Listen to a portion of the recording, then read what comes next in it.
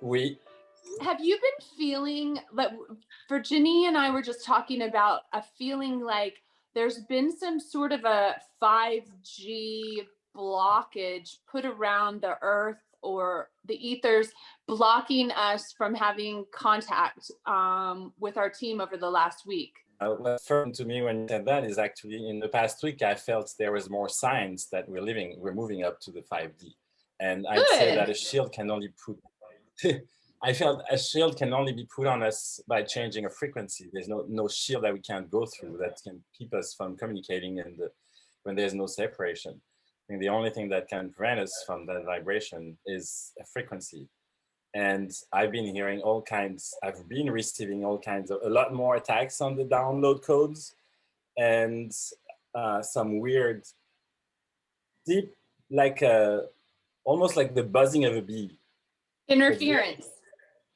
There's something I've been hearing, and I swear I got up several times. I even went outside and said, is it my ear? Is there something outside?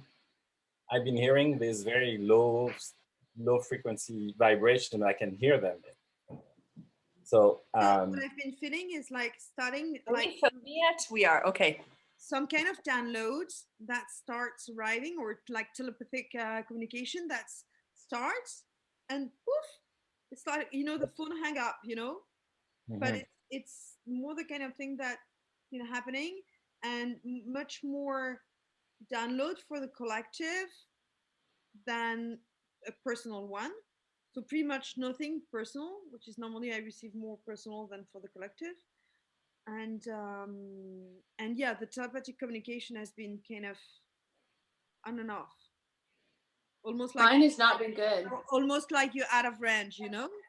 Yes, exactly. It keeps dying. Range kind of things. Have you checked the Void of Course calendar? I haven't checked it anymore. I haven't checked that for a while. What's that? Okay. You know the Void of Course phase of the moon? Look at what my friend sent me all the way from Malibu, California. Is it that? I love those. But that's not the Void of Course. No, okay. That's just the basic moon phases. Okay, so let me look it up for you guys. So the Void of Course, interesting. I don't see the one for 2021. Very interesting. I think maybe we can explain for everyone what is the Void of Course, and it's this phase of the moon when it goes from this void between two signs. When the moon goes from one sign to another, there's a small phase that can last from a couple of minutes to a couple of hours, where it's not like the other person or the other people we're sharing with will not integrate everything we're sharing. But it's also that there's a purpose for when it goes towards a certain sign, there's something to be done for ourselves during this void, during this silence, and we can go into stillness and into this what can be done during this void, this emptiness, this stillness, this silence, for our inner growth and therefore collective growth. Ooh, God, I love what I'm saying. And it's interesting that very few people know that. I'm not even sure all astrologers are fully remembering about this. And the story that I was shared the first time I heard about this was about Nancy Reagan, who scheduled Ronald Reagan's public speeches during Void of Courses, so that nobody will remember what he said. You know what? We put the link of the Void of Course calendar under the video, so can people check it up? And I will also put the different what you are meant to do during those voids, when it goes from what sign to what sign. We were speaking a little before with Rainey about actually the download that a lot of us, and I've been receiving for the last 2, 3 weeks, 4 weeks, that seems to be quite important to our evolution, which is trust. Trust, trust, trust, trust, trust, and how much it is important to work on this trust. Trust, Yes. not truth, because the truth Trust. will come from the trust. Love will come from the trust, because how can we truly love if we don't trust? How can Well, we say the truth if we don't Who trust? who is doing the trusting? that's right. That's Who the big question. is Is doing doing the trusting? Yes, that is the question. Who is putting trust before love? who is what? That's the trust. Who is putting trust before love? If we live in love, then we are trusting naturally. Yeah. And that's so if we're not if we're outside of the love frequency, then we don't trust ourselves because we're out of integrity and we're not stable. So do you mean by that, Benoit, that we would actually have to be fully in love in order to be able to build trust and to love with ourselves? Yes, self-love. within, or is it the trust that will help, diving into this I'm love? talking about self-trust. Yeah. I'm talking about self-trust too. Yeah. I'm just meaning that the trust starts within and is there once we live in the love frequency. Love frequency, we basically connect with it to our heart. The heart is the one that has the heartbeats, our connection to the center of the universe, to the source of it all, where comes the primal sound. And from this heart, we emanate this magnetic field that is our anchor, our connection into this reality, and that manifests everything that reverberates from within us. So when we're connected to love in our heart, love is really heart-centered.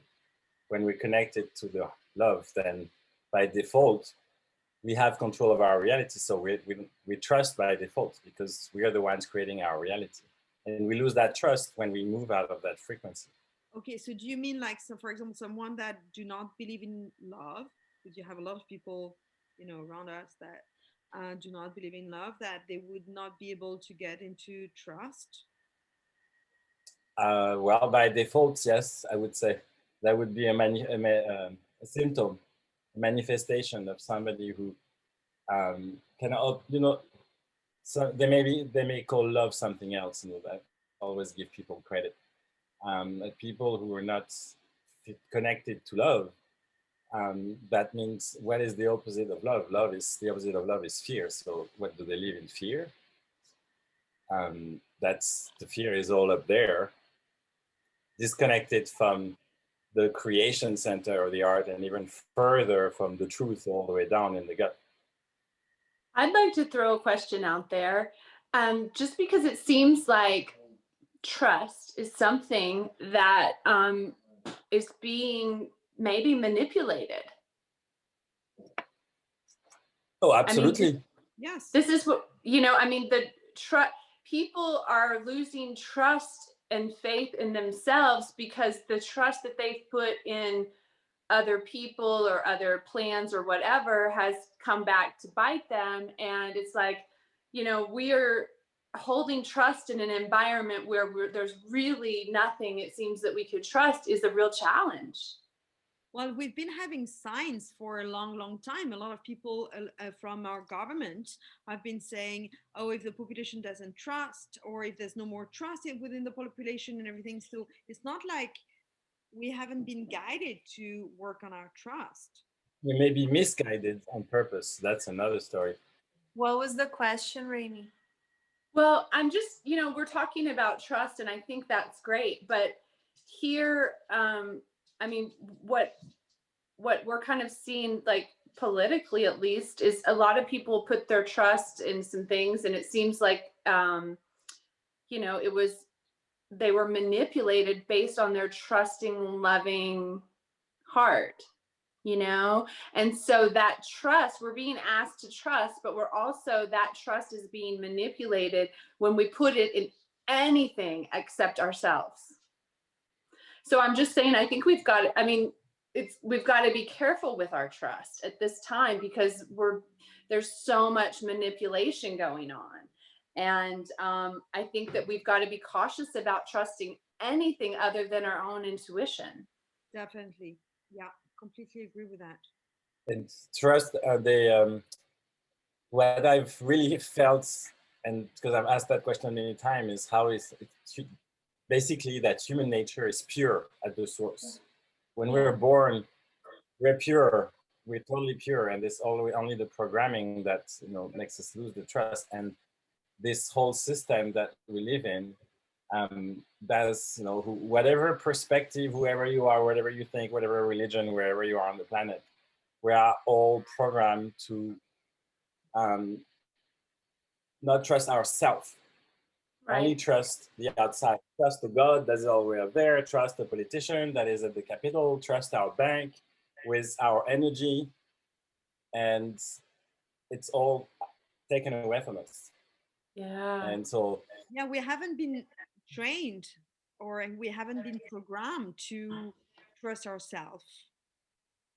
Because it was always someone that would be... We've been programmed onto comparing, look, he's better than you, or you are better than him, or blah blah blah, or on those on different levels, different plans, different dimensions. But and this is a very new concept that we teach our children. You have to trust yourself, believe in you, trust your voice, trust. And we were saying with Rainey just before, trust your body, like your cells will speak, but if you say you sell your soul, soul, it's very similar. So how your body will manifest what your soul is telling you, inner guidance. I would like to ask a question to Aline, because Virginie and I have been raised in France, and Rainey was, in this body, she was raised in the United States, and you, Aline, were raised in Brazil, which I believe is very different from us city people. I know that you've been in the kind of big cities in Brazil, but the big cities in Brazil and the big cities in the States and in Europe are very, very different. I found when I went to visit you how people are still much more connected to the earth and the elements and the real life and community living and supporting the family and everything. So I was just curious to have your perspective on, I was talking about surrendering to higher authorities that are detached from us. And I was wondering how it was from you being raised in Brazil. Mm-hmm. Well, it's very interesting because a family unit stays connected a lot more, and there's a sense of trust in your own, say, family clan. So there's always going to be looking out for that, no matter how you operate. Even operating, now I'm speaking generally Brazil, even operating within the system, you will find people trying to go around the system somehow and find their own way to do things that benefit them and their family and their people better, which kind of creates pods of people where it's kind of hard to just then be an outsider to everyone's own little circle. So it's very interesting. There's a little more competition in that way. In competition, not in running for the best, but like my family needs to have this, even if it means yours doesn't, or just protecting things in that way. So it's very interesting. It's the way people operate here in Brazil is more on the lower chakras because of survival and because of apparently not having enough for everyone and people not getting paid well, and a lot of discrepancies in societal status and stuff. So yeah, even what I notice most is that even to have these types of conversations, it's harder around here than it is in other places where you're a bit more released and a little safer on the lower chakras, a little more trusting that the environment is safe to then operate a little higher and talk about this even. I do believe that, there's in France also, I think it's something that I'd like to believe, that there is a lot of families like that. But if I try to outside of the cities, but even in the city, just to be the observer, whether it's inside the city or outside the city, to be the observer of this, whether I met some family where you could, it's not only like experience the trust, because you could experience the trust, but whether you will feel the truth within the trust is another story. So i.e. that they would say that there's trust and everything, but that's just a theory. Whether they would actually experience and manifest the trust fully within like love and all of that included, I'm not sure I experienced that. I don't know. It's a question. I can jump in there now, having experienced Aline's family in person. And that's the trust that Aline is talking about, is the trust of a circle, of a clan, family, group, a unit of people. It's like instead of being lost by yourself, then at least you have your clan to attach to, and you can function in the world with, because everybody's trusting and thinking for everybody else within that clan. And in Europe, in the Western civilization worlds, we are much more concerned on ourselves first, thinking about our own unit, not the collective unit. I mean, the children are relying on their parental unit until they either kicked out or run away. That's basically the standard. When in the other countries where people are still more connected to the earth and operate in clans, then the children will stay to help, and until they really can fly on their own, unless they decide to stay to help the family, to be involved in the family business. And maybe it's time to take care of grandma or grandpa or grand-grandpa or whatever.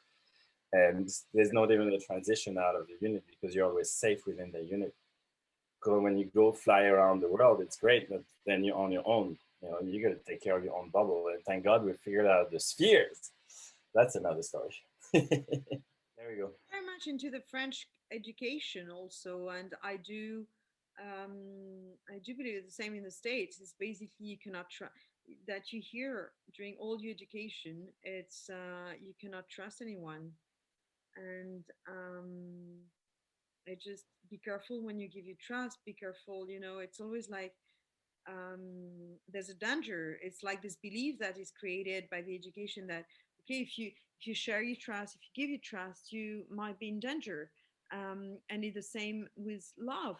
It's, you know, if you open up to love, then you will be hurt, and all those beliefs that get created. And that is, I mean, I got some other beliefs with Walt Disney's that, I mean, they're just so fucked up.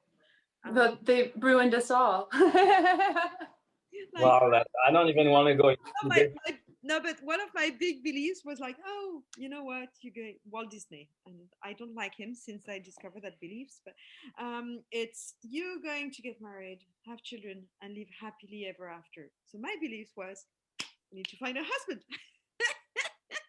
then I need to have children. So when I'm married, have children, and I live happily ever after. Yeah, you need a house and a car and a dog, and then you.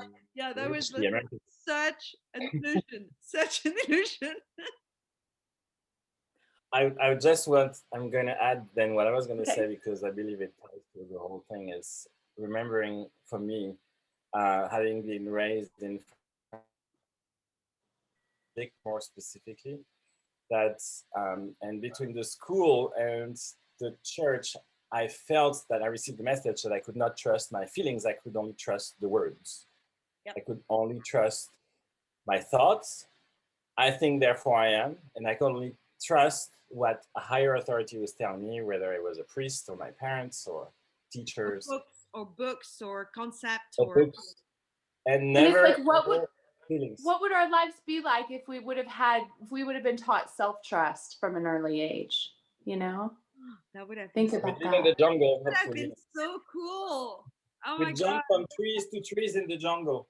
Yeah, I would have loved that. Well, I was just going to say, you know, it kind of, you know, it's kind of segues into a juicy topic that Virginie and I were talking about, which was the topic of false twin flames.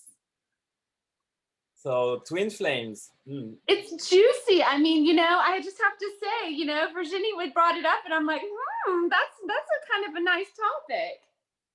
Well, it's an interesting topic. Yeah, it's just like this, but like many new concepts, because it's not something that is that's been existing for centuries. Not like, I mean, the soul has been existing. The concept of soulmate and stuff has been existing forever.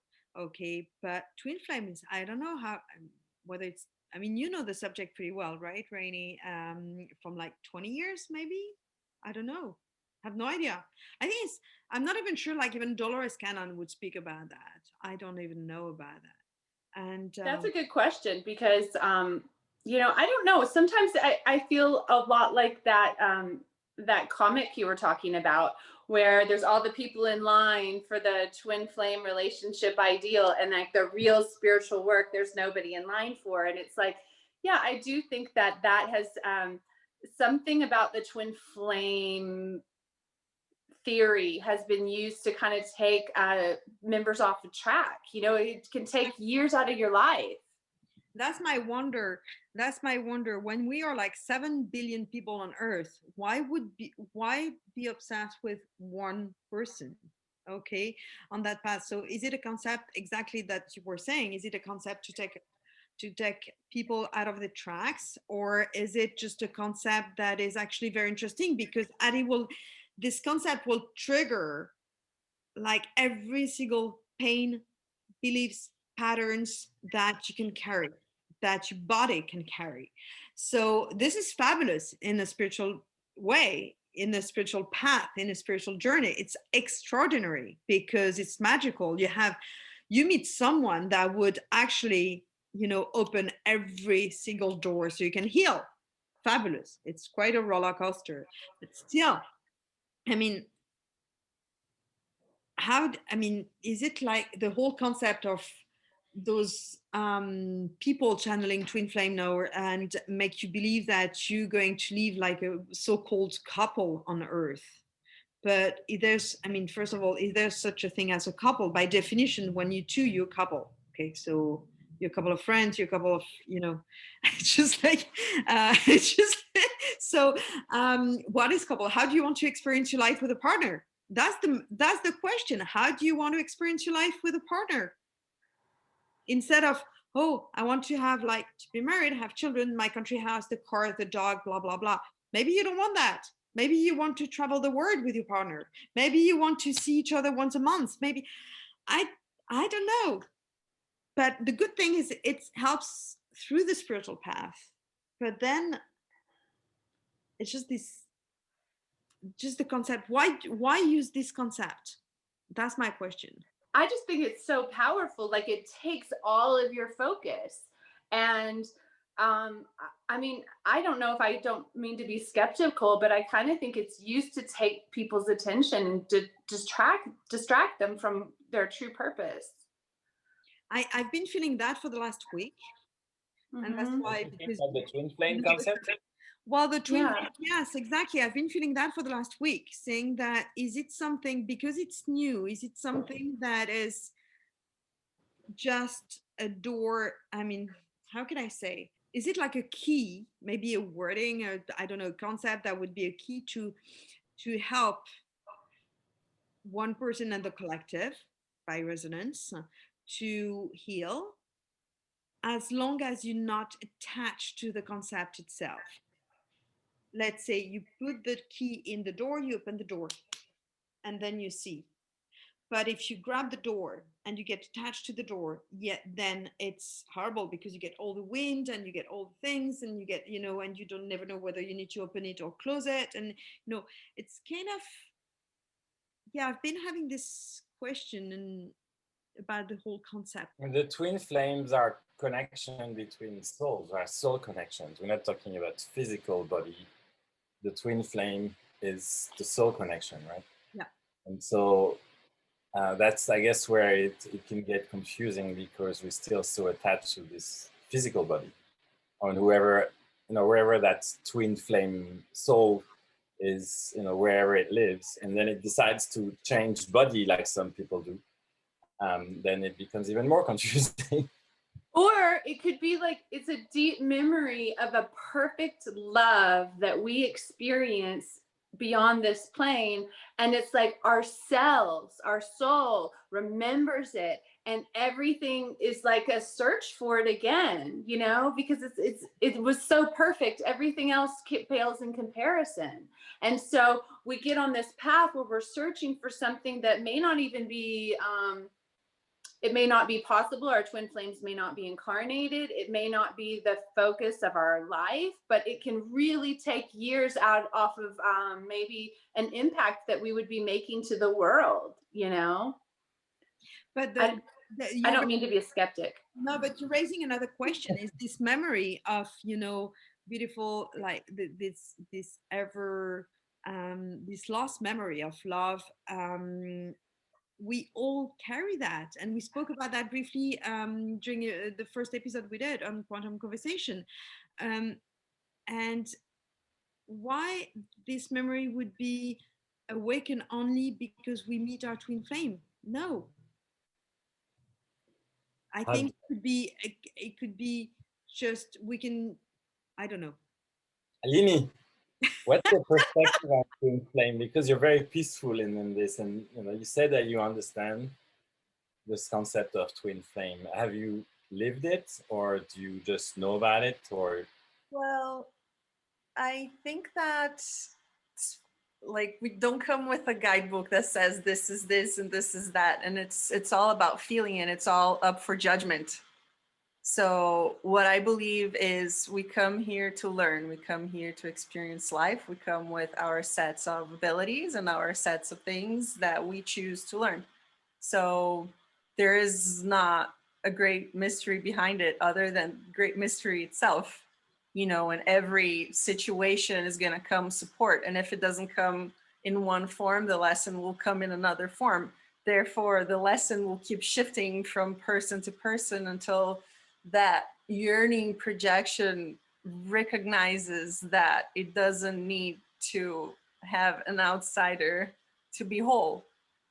And that's what I believe in. And I believe that, yes, there's beautiful things that can be shared between two individuals in the same frequency. I believe that physical intimacy is one of the most primal of them, because as alchemically people start combining, just like in ancient Egypt, you didn't raise just one obelisk, you needed two.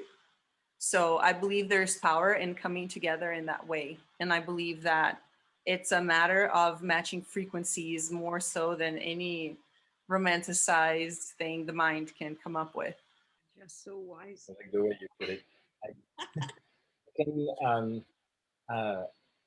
kind of relate with the way Aline put it, because what was coming to me is about my personal relationships, the important relationships in my life, the romantic relationships and very strong friendships. And they really shift as we each evolve. And I've learned in every relationship how during the period of a relationship, the moment we meet to the moment where our lives separate for one reason or another, where we're helping each other, we're here to read something to each other that the other one needs to see, or to do something for each other. So there's a mutual things that happens, and even the fights are part of this process.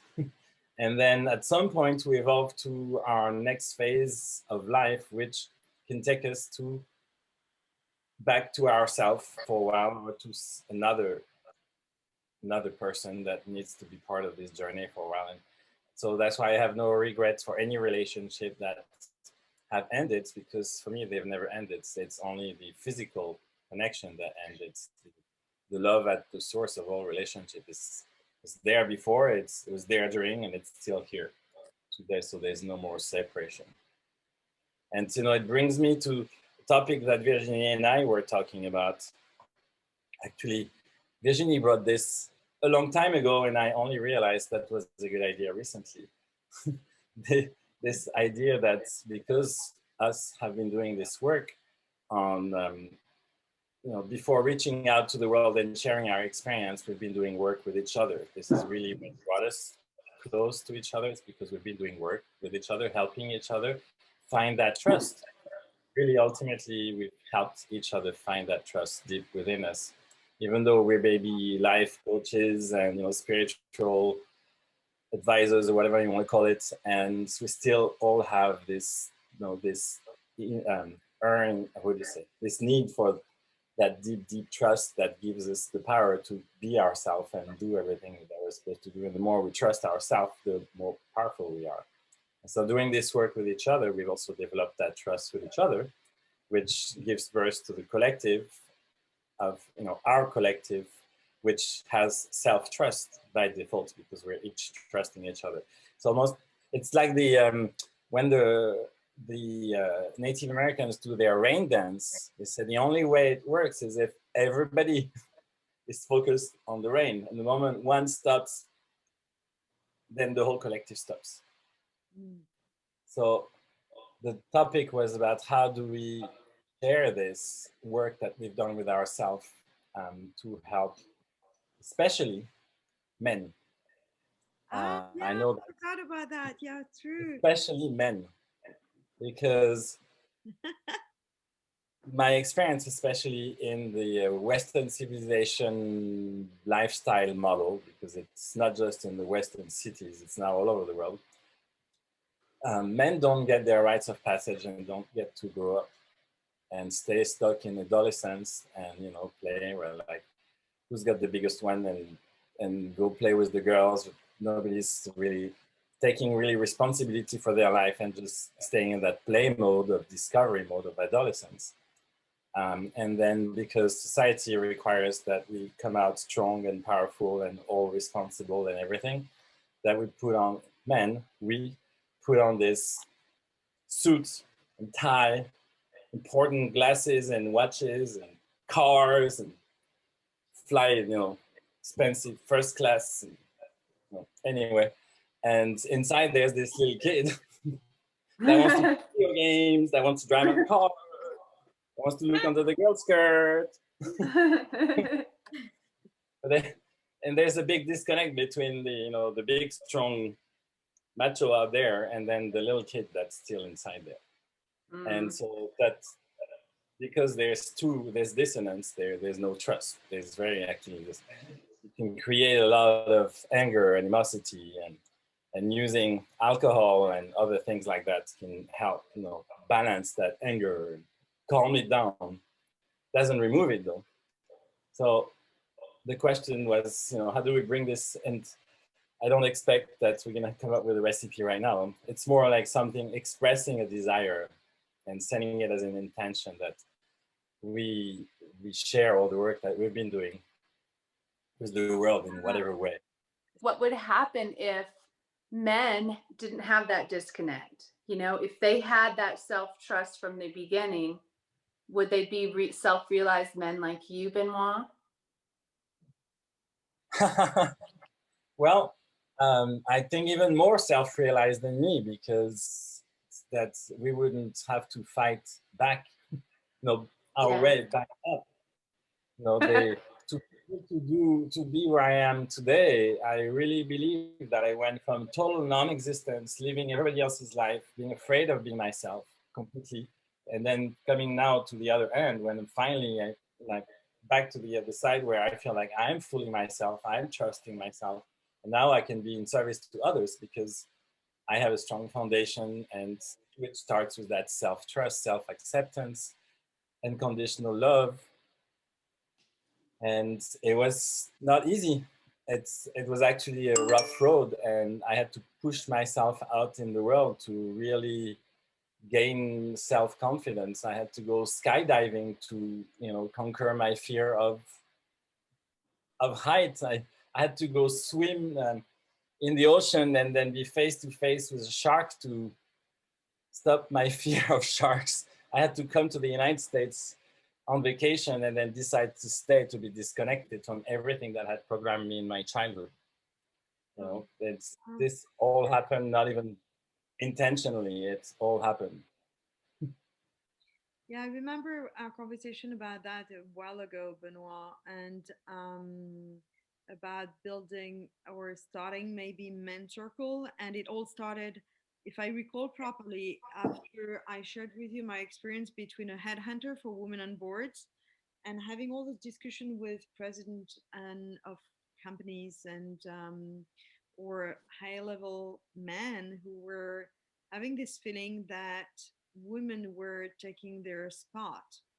And I remember also at that time a lot of different association clubs and groups of women were arising, and I was attending certain of those, and I remember seeing those women wearing suits and black suit, blah blah blah, and being very stiff, very little makeup, and not being feminine at all. And I recall, arriving with my little skirt because I'm super feminine, and arriving and it was like, why don't you? I mean, they're being feminine, they're being a woman, and right, strengths and your power of being feminine, and I observed that, and also was sharing with the men that I was speaking to that if they were allowing the women to be women, they will gain their king position again. And if the women were also allowing themselves to be vulnerable, they will allow the men to be vulnerable, and everyone will have more power, more strength, more, more voice, and everything will move in a better way. But it's again this what we spoke a bit earlier about this competition, and why do we have to compete where we are just different? We have qualities that or complementaries or can add up together, like we can see it here by discussing all the time together. And we are learning so much, and we are growing so much, and we are getting somewhere, and we are getting happier, which is already a first. And we're getting more love and freedom, even though the freedom is not manifesting so much right now, but still within it's coming. I can feel it within still. So but it's just like, yeah, this whole concept of, if why do we want to try to be someone we are not? Like, why women want to be men, and they want to be like men, but they also want to be treated like princess. And I remember it's just like, you cannot have it all. I mean, if you want to be a woman and a man at the same time, try to be. Then, that's your choice. But it just there's you're a woman and you choose to be in that body of a woman, just be a woman. And as a man, be strong, and if you're not happy about what's happening, just say it, and allow yourself also to have this softness within you, allow yourself to be vulnerable when you want to. Why we have this belief that men are not allowed to cry? I never understood it. Say it's easier said than done.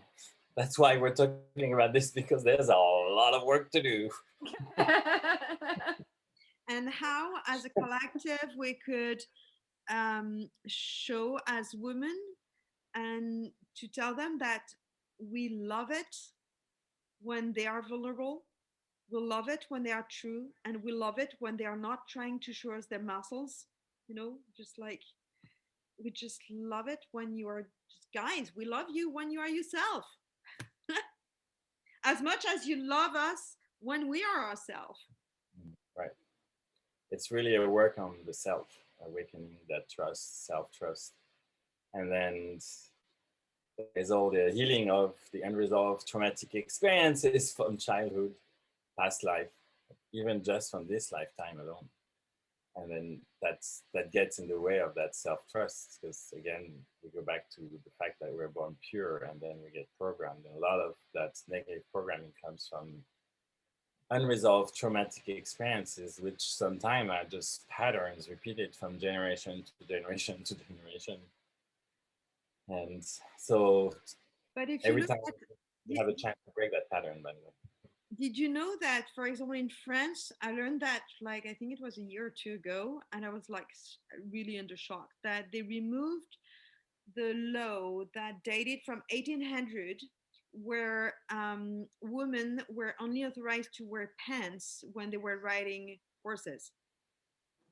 So, and they removed that law, I think 5 years ago. Till then, we were all illegal. Progress. We were all legal in France with never, I mean, I never got a penalty because I were wearing pants, okay? But it's just like, it's crazy, right? And I would like to say something. yes.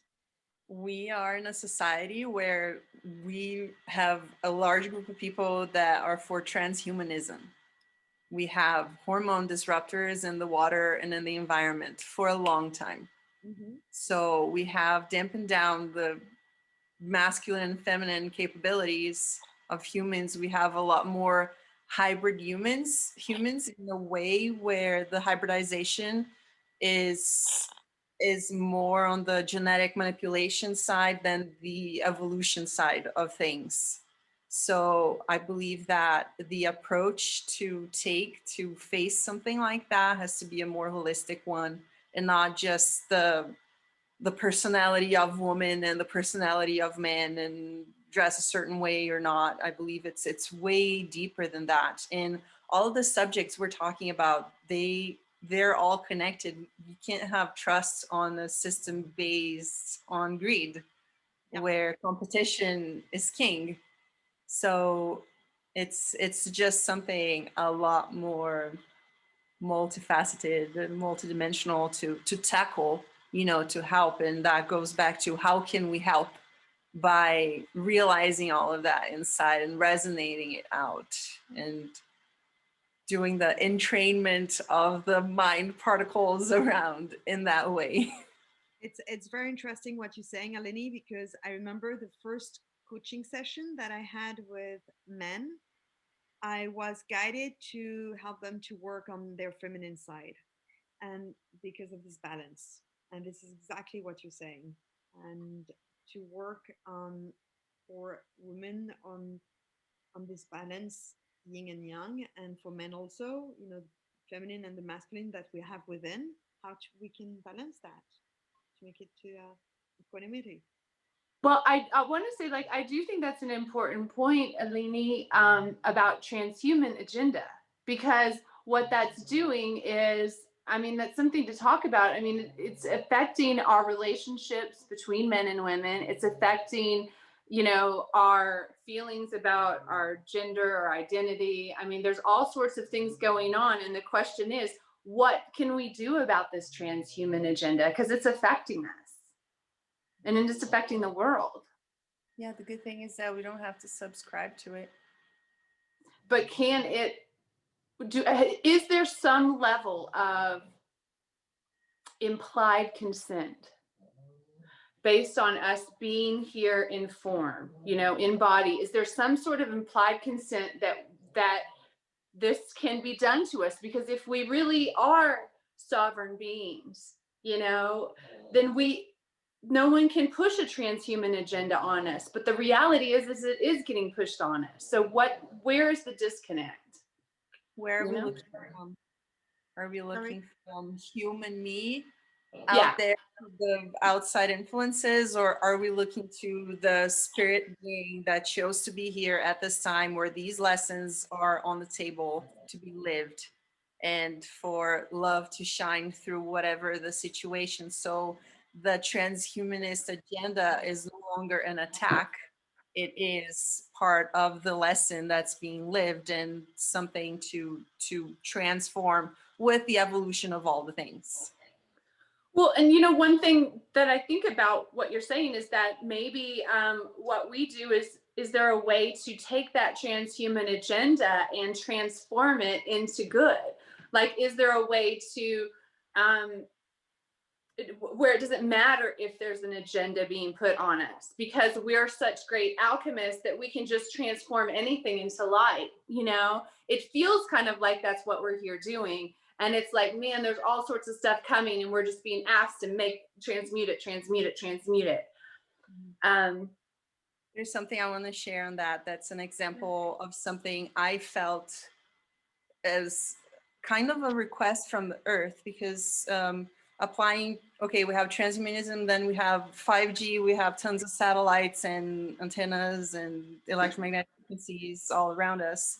And I was really feeling pressed to, how is this, because what we have is a system that's in distortion and out of balance. Because we're in balance, every above and below seem equally stable and expressed. Right. So it seems the above is not quite expressed in the below because of all of the distortions around. So how are these distortions going to go back, like reverse or evolve or transcend, transmute into another better form? So I was thinking, wow, we have so many satellites, we have so many antennas, we have so many electromagnetic emitting devices. And how can we use that for the good? And this one time I was driving around the Sangre de Cristo mountains, crossing the country. And I felt really connected with driving through that one road with the mountain range around.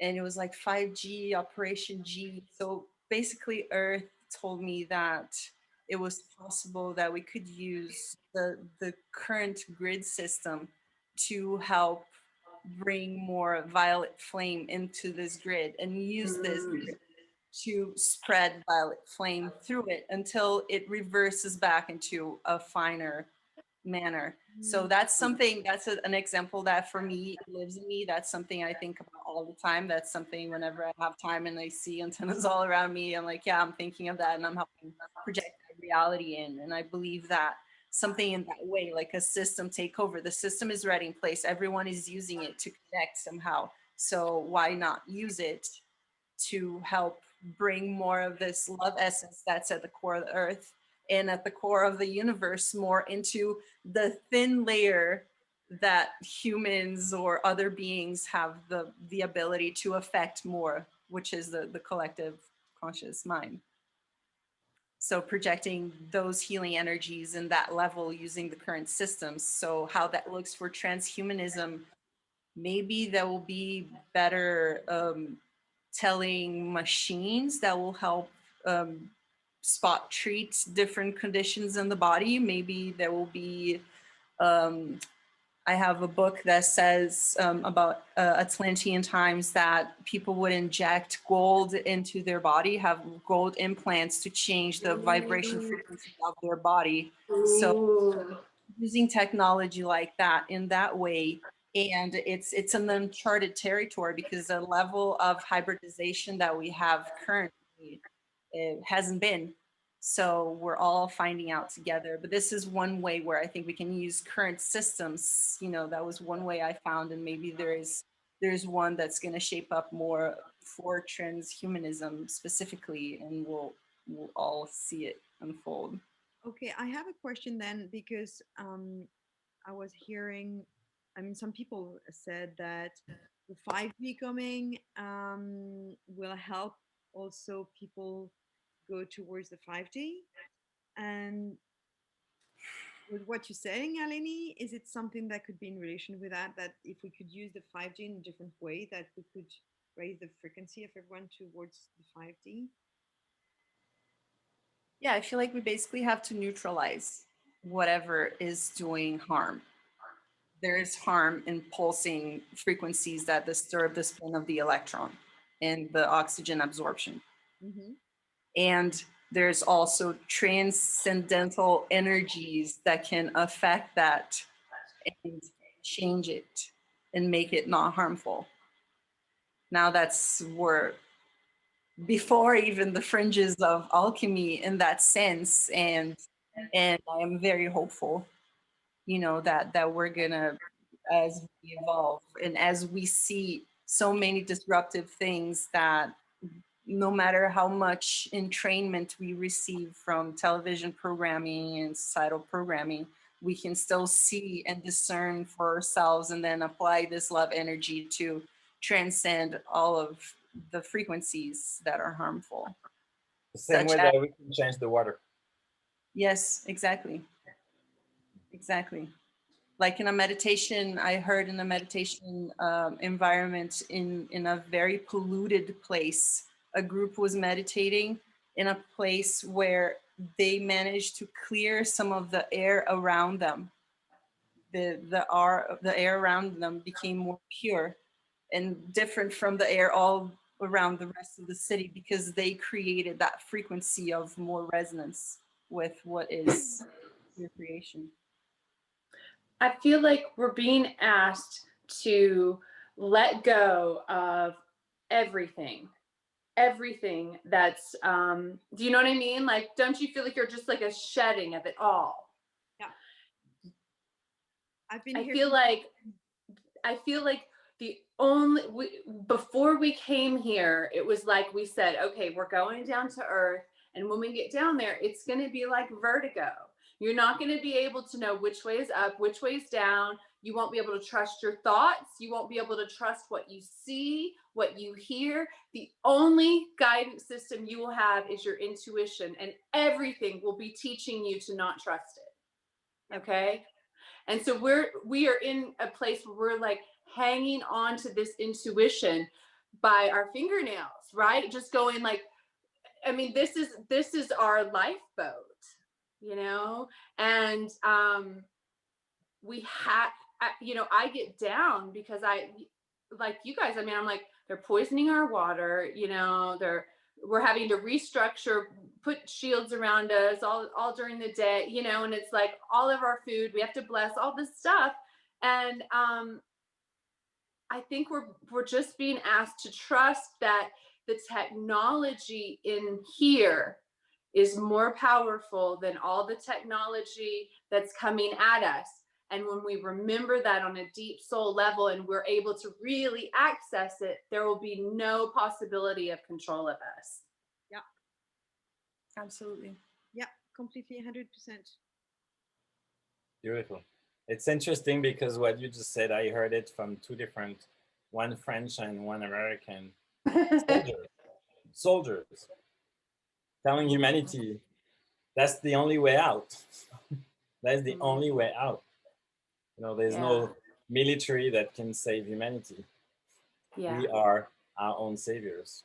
And yeah, we've been told that we're going to be saved by, I mean, just like the Bible. It's just like you go to the mass on Sunday and they tell you, oh, the Messiah is going to save you, blah blah blah, and it's at the end we are on. It's exactly we are our own master, savior, and lover, and best friend, and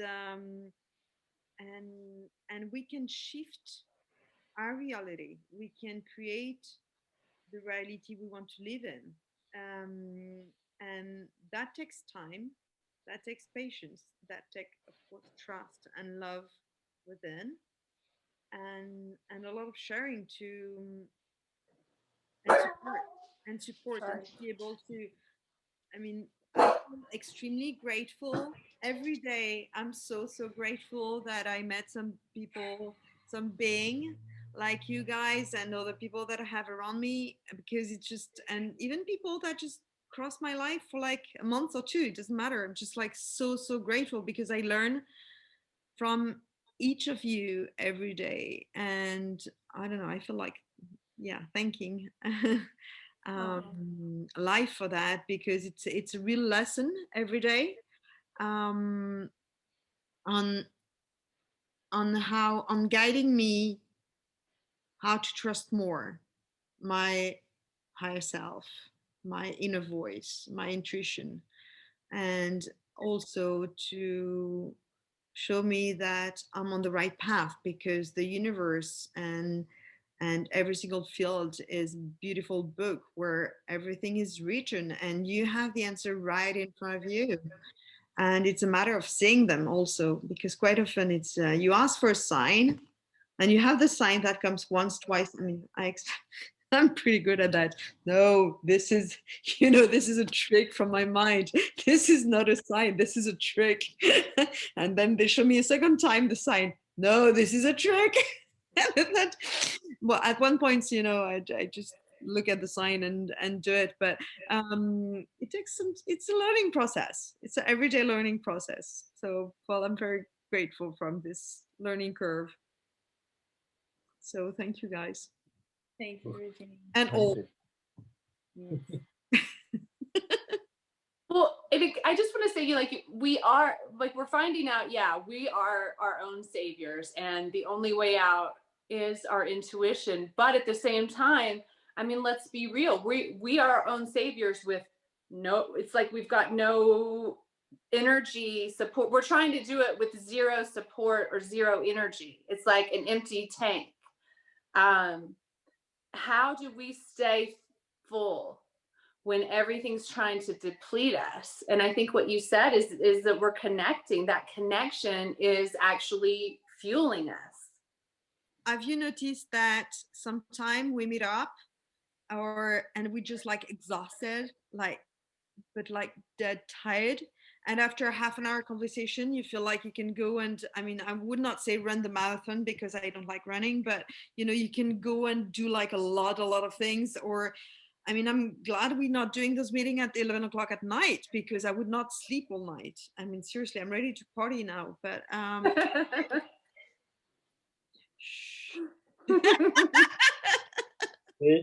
You're talking about party. I'll tell you, for me, my party is I get high when I get in collective consciousness. Exactly. I get like really high. I feel like I'm just we like tap into something bigger than us, and then it's better than going into an amusement park. It's better than a roller coaster. It's better than an adrenaline rush, because we're really tapping into something that's bigger than us, and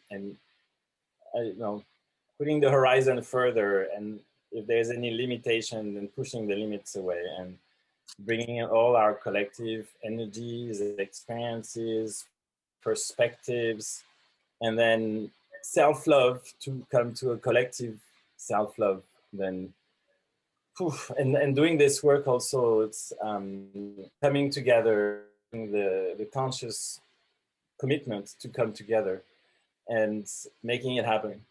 Just when that happens and we exchanges those words that, how you say, there are manifestation of this collective consciousness, then we're actually sending out message that is amplified by the power of, I don't know, you can imagine, it's pretty big. It's like we said, to awaken the whole planet, it only takes a few of us to come together. The key is to come together. Yeah. Mm-hmm. I was reading about the current Leo full moon, and it's a lot about feeling, to feel the feelings and the emotions, and to accept them and embrace them. I think it's a good reminder to always remember to feel that we are beyond what our mind can conceive. Yeah. And, yeah, there's great expansion on that. Aline, you look like such an angel with all of your white, and doesn't she look like an angel? I feel like we're talking to like another dimension here today. I was telling her after the first episode, I was like, oh, I'm so impressed. Every time I see you on video and we're having this conversation and everything, and I'm very impressed by the power of her stillness. And I'm going to dedicate my yoga practice on Sunday about my workshop would be on stillness. So I will think about you. And silence within and those kind of things, because you have this, it's very powerful. And of course we all speak different language, and that's why being together we can speak to even more people, because we all have our own languages that will connect with here and there. And but I'm learning a lot from you, Aline. I mean, from all of you. We're all learning from each other, definitely. Aline has the stillness is something that I have to work on. Aline has a great deal of meditative practice in her life, I believe. You're doing a lot of meditation in your life, Aline, right? Yeah. So she has a lot of practice in meditative world, meditative states.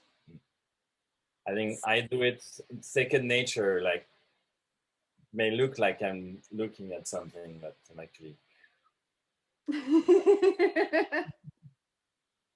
I have tried to have my own separate reality, completely separate from the collective, and it can't. I mean, I've not been able to do it. I feel like there's some reason we have to be part of the collective. Like we're us being here, we're part of it. But what I mean is, as a collective, can we create our own reality? Because if we can create our own reality with, for example, with intention, okay, we have this intention and it manifests, okay, fine, because we visualize the intention, and we go to this other dimension, and then it manifests, it comes back.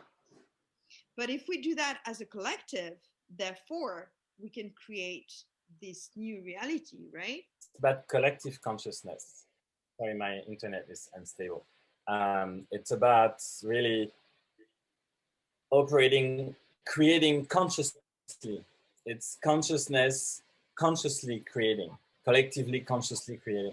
This is where it becomes different, because we are always creating collectively, whether we are conscious of it or not. Yeah. All the reality that's around us, we are the creators. Definitely. So now if we can shift that to a conscious creation, then we can create our own reality. Okay, it just needs to be a collective consciousness effort. That's my whole point. And the more we're going to be able to share that, the more we'll be able as a collective to create a new reality. Process we're going through right now. I mean, I've been and what I'm going to do is I'm going to take Aline's advice, and every time I see a cell tower or something that upsets me, I'm going to just envision the violet flame coming from the ethers and enveloping this earth. I'm going to be visualizing that 1,000,000 times a day. You know, let's manifest that. Yeah. Yes. It's Operation G. G for Gaia. G for God. Operation G. Operation G. Everyone can participate. That's the best thing or the best inspiration I could manage to receive. I love it. Operation Good. Exactly. I was in a lecture the other day, and they made a point about that we're in the divider where we can go either towards enlightenment, or we can go led by greed to algorithm perfection, because that's what they're trying to do. They're trying to just manage everything and have this algorithm and AI and transhumans and everything. So it's really concerning in some way, because if the collective gets into the AI system enough, the AI system is around the planet enough where it can encapsulate the planet to have a collective overall intelligence that's led by greed. I feel like that just happened. Well, there's a potential for that to happen, and for that to envelop the planet in a way where it can be very harmful if it gets out of control. Yeah. So really about enlightenment, choosing enlightenment at every turn, and how do we do that, right? How, like, it's such an internal light that has to continue to be, you know, the fire, the flame has to be continued to be tended for, in order for it to grow and to affect everything, so that this timeline where the AI system takes over the whole planetary system, then the planetary intelligence would be enveloped in that, and she would be the planet as a being away from the rest of the system, because it would be embraced in this self-reflecting, greedy entity collectively. Time to awaken the flame within. Yes. Let's go. Thank you, Aline, for your feedback. Operation G. Let's do it. Yes. Thank you. Have a good evening. It was I'm so happy that we got together again, and I love the spontaneity of this Yeah. call where we just went into it and then just spoke from our hearts, and I'm so grateful. Lots of gratitude. So just so grateful one more time for those moments, those now moments that I love more and more. And yeah, thank you. And let's keep the work going. Thank you.